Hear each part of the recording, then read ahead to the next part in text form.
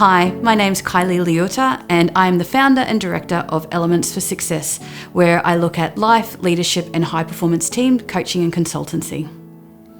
Men's mental health is really important to me for so many reasons.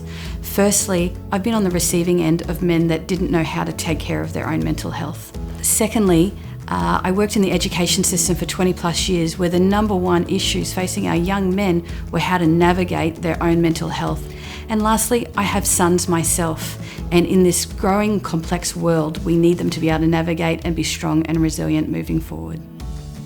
So I guess growing up I was really unsure of myself, and I had navigated a few experiences over the course of my life where in some instances I actually started out as the victim but then was able to move from survivor to thriver. So understanding the impact of all of this stuff has been really pivotal to my own success and growth and development. I think the biggest piece of advice I would give myself if I was going back in time was never be too afraid to ask.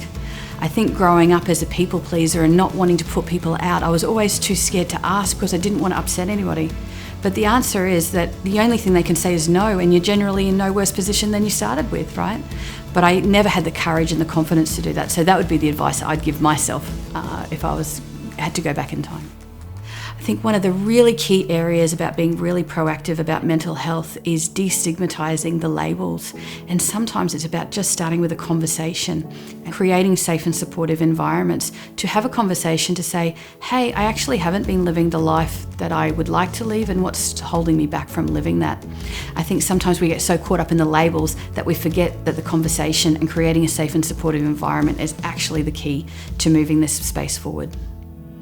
Learning to pivot when I'm heading away from the healthiest version of myself has been one of those ongoing challenges, and some days I do it amazingly, some days it's a bit of a journey.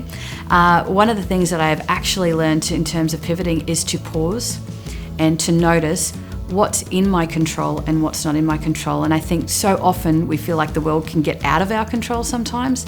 So it's about shrinking, going small, and recognizing that so many things are actually within my control.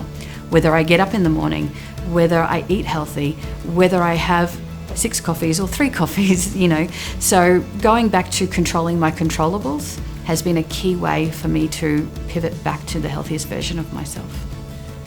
I think the costs for not addressing mental health are so significant that I think they're immeasurable in some areas.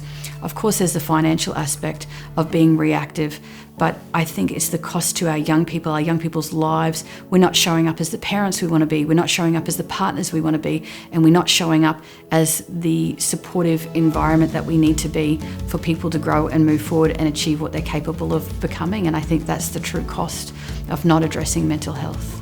Discovering my purpose was a journey for me. I grew up and I was an educator for 20 plus years, and I actually thought my purpose was to educate. But what I realized was my purpose was to actually empower.